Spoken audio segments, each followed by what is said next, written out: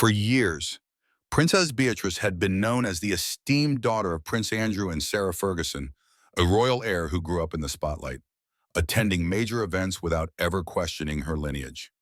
But a quietly conducted DNA test has now turned her entire world upside down.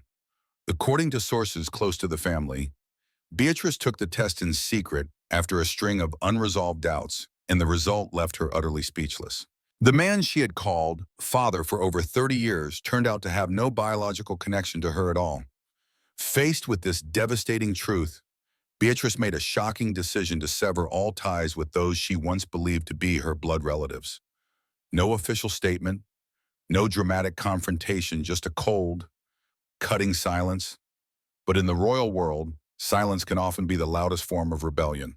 So who is Beatrice's real father? And what is truly unfolding behind the closed doors of the royal household? Princess Beatrice of York was born on the evening of August 8, 1908, at the Portland Hospital in London.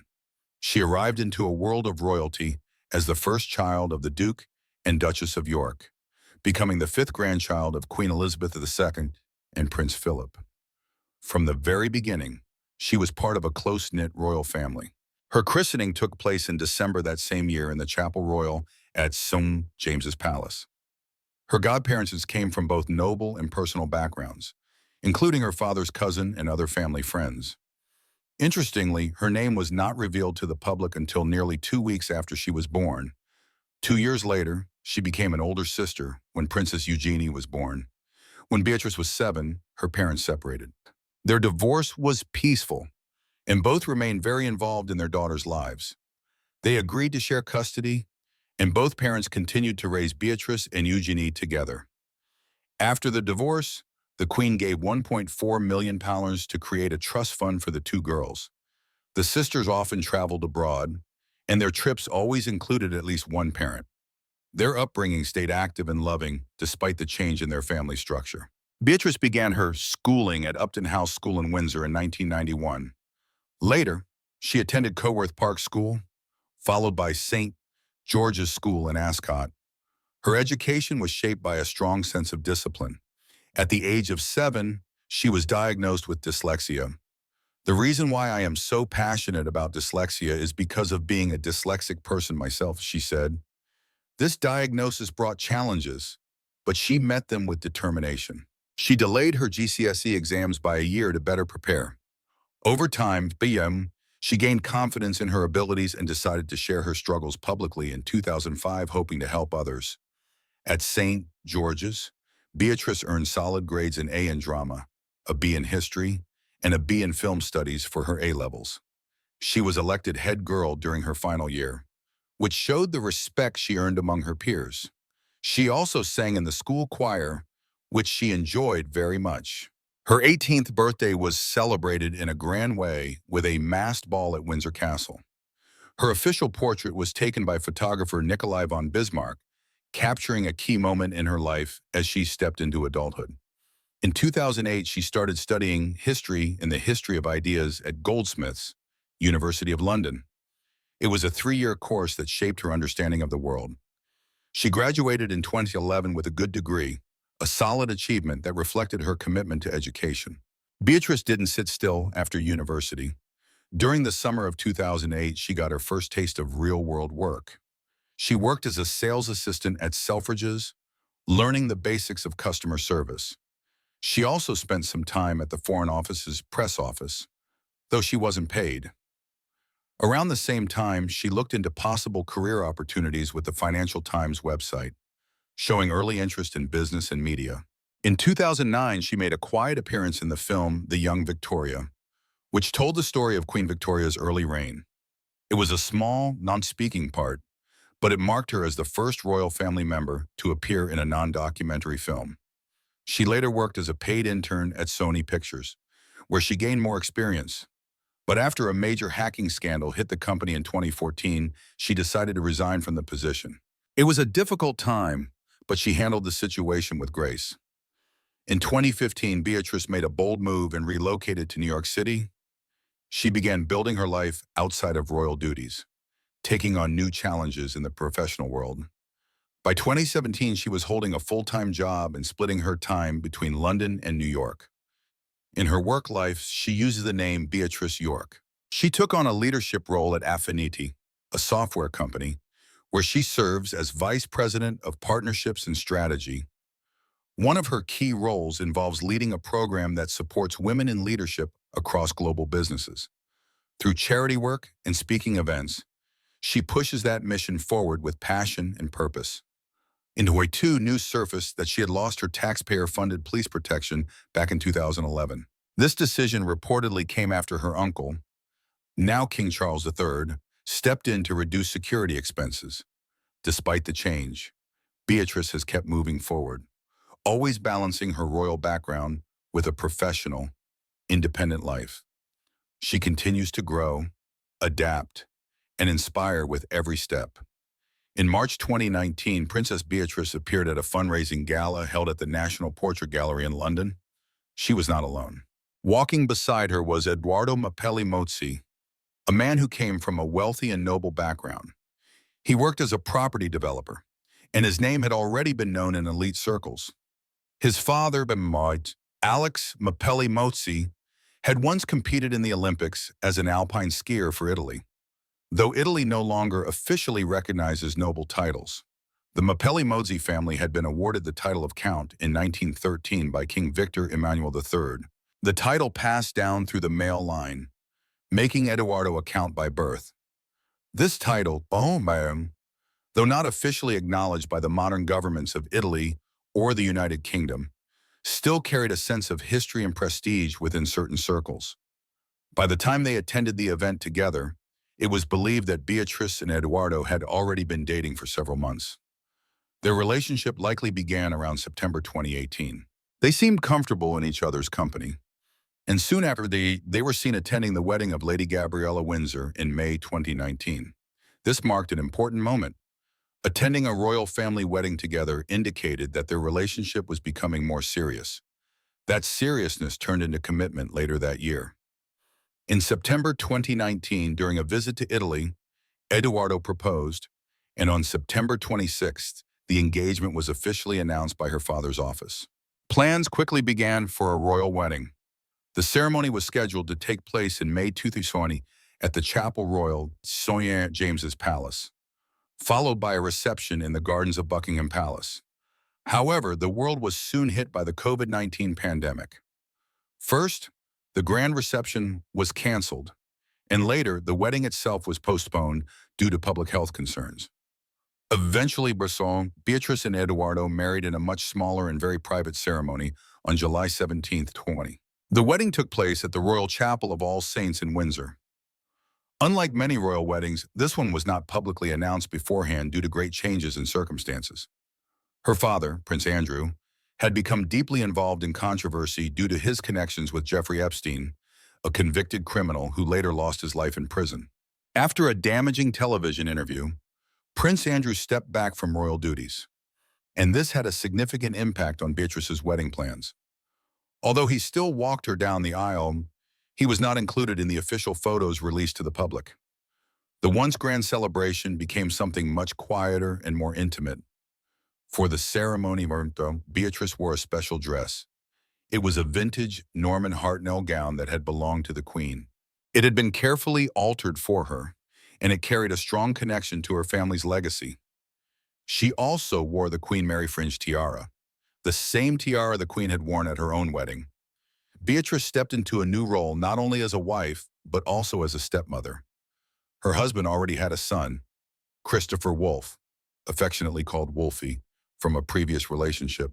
In September 2001, Beatrice gave birth to her first biological child, a daughter named Sienna Elizabeth Mozzi. Sienna was born at Chelsea and Westminster Hospital in London. At the time of her birth, she was 11th in line to the British throne. After the passing of Queen Elizabeth II in 2022, Sienna moved up a place to become 10th in line. Sienna was christened at the Chapel Royal at St. James's Palace in April that year.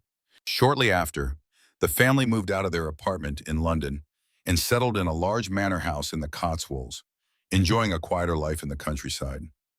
In January 2025, Beatrice gave birth to her second daughter, Athena Elizabeth Rose Mapelli Motzi.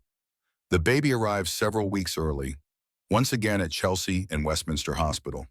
Athena became 11th in line to the throne, following right behind her sister. What makes these children unique in the royal family is that, unlike many of their cousins, Sienna and Athena are actually eligible for noble titles.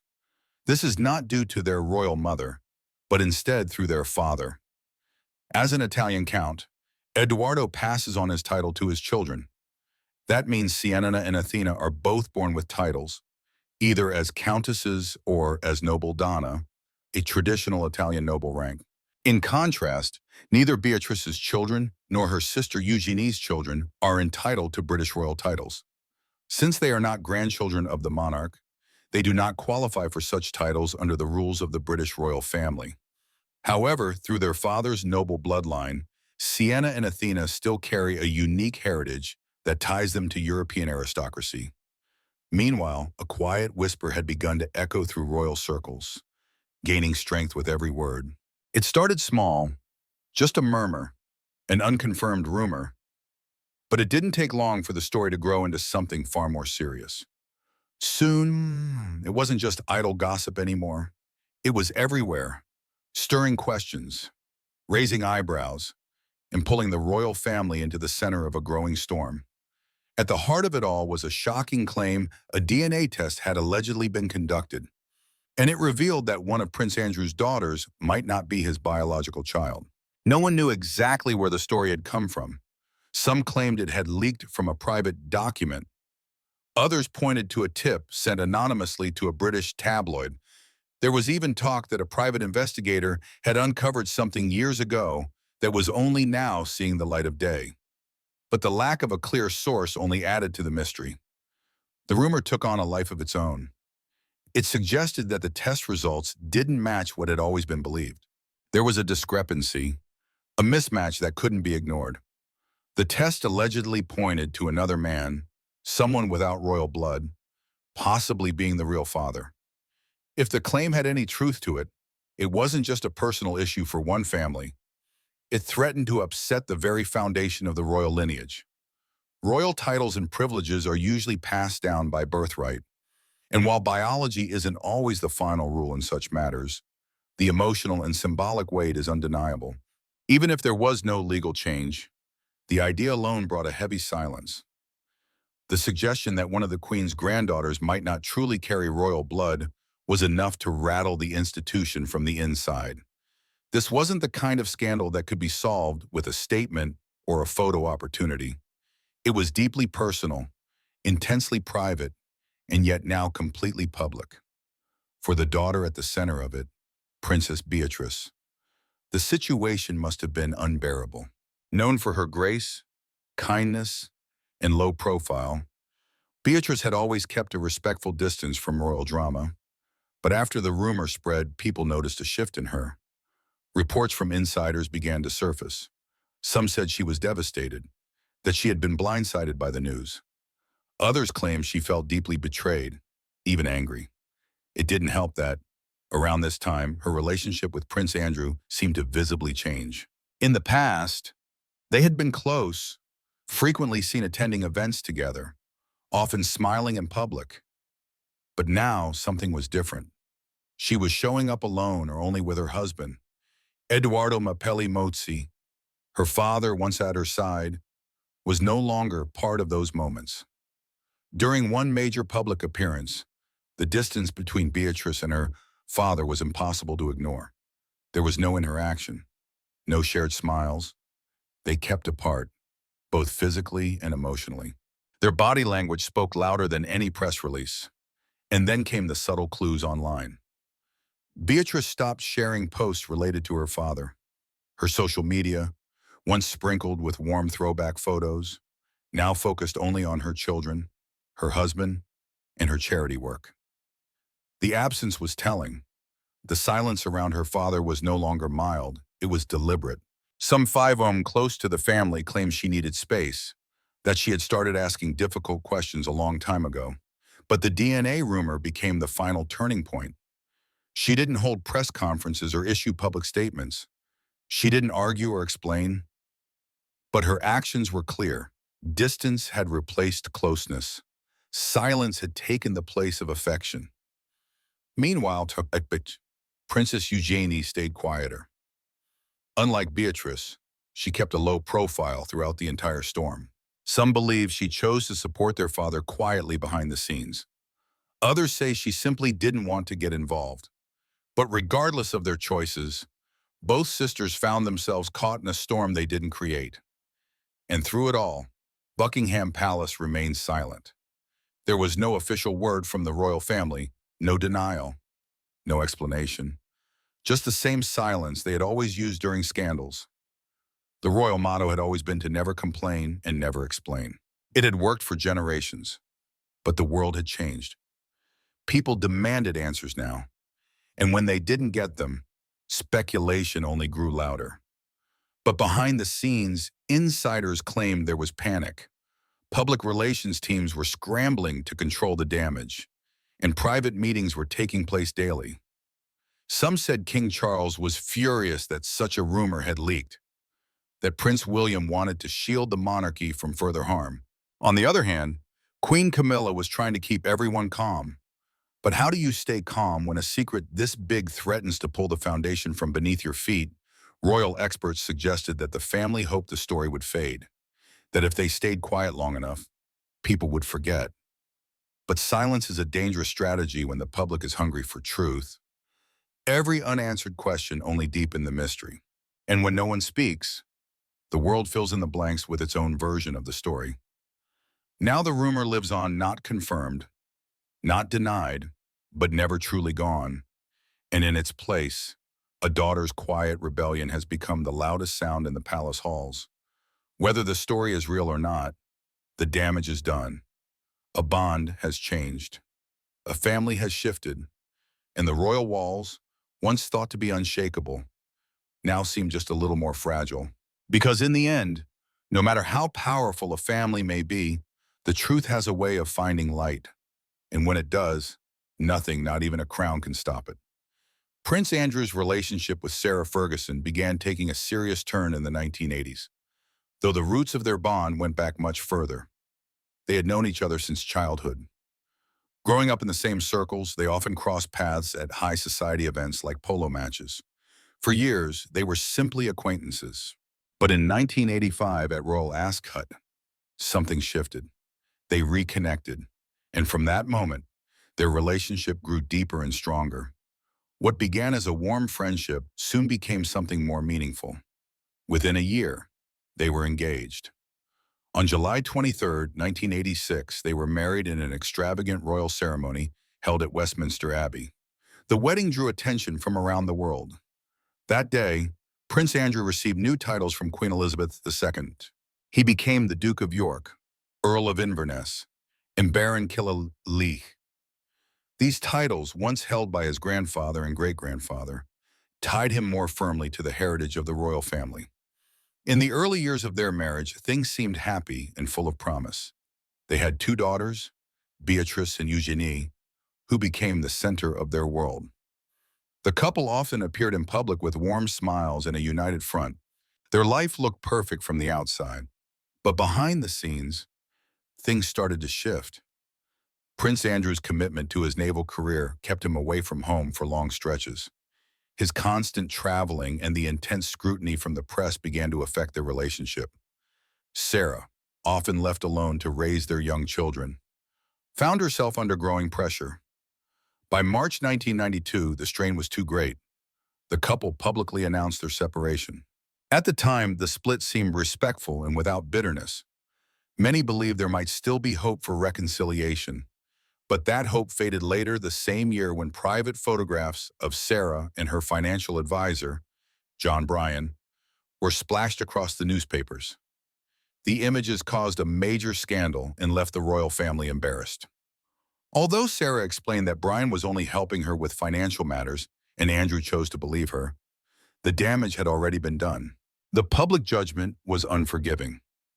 Their divorce was finalized on May 30th, 1996. Still, even after their marriage officially ended, Andrew continued to speak kindly about Sarah. Their shared devotion to their daughters helped them remain close. They didn't just co-parent, they continued to live together. Their home, Sunninghill Park, located near Windsor Great Park, had been specially built for them in 1990. It was a modern, sprawling estate that allowed them to raise their children in a peaceful and private environment. They stayed there together for several years, trying to give their daughters a stable life despite the divorce.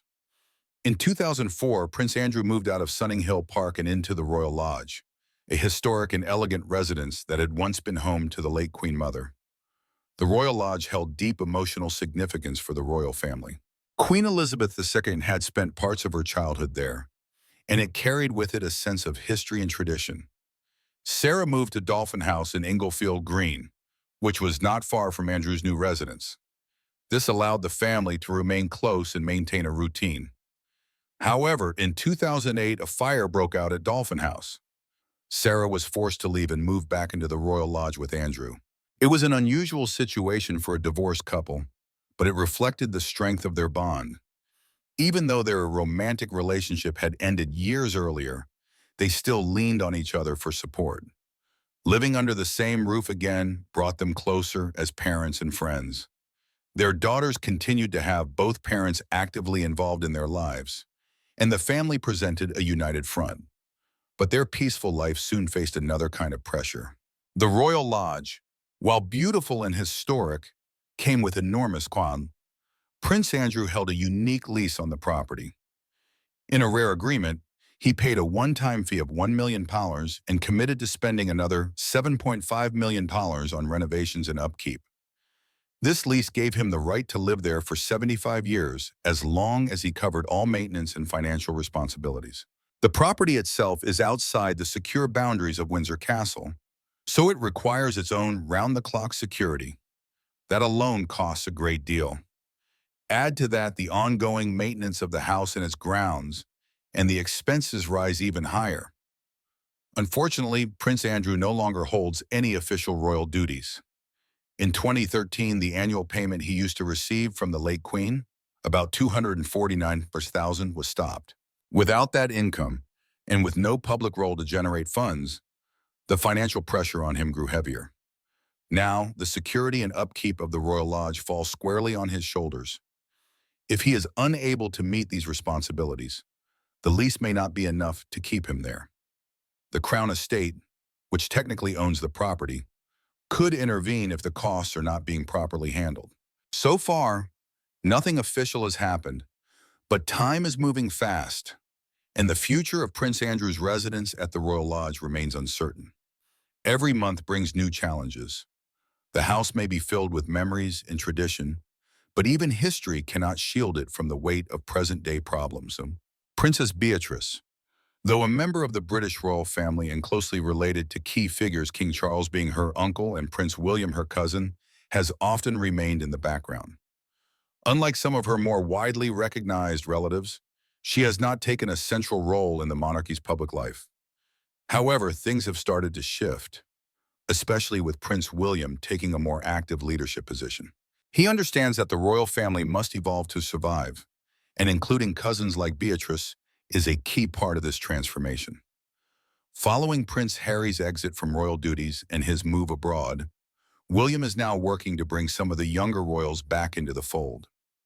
His vision aims to present a fresher, more modern image of the monarchy and to show that it is not just a club of older individuals clinging to outdated traditions.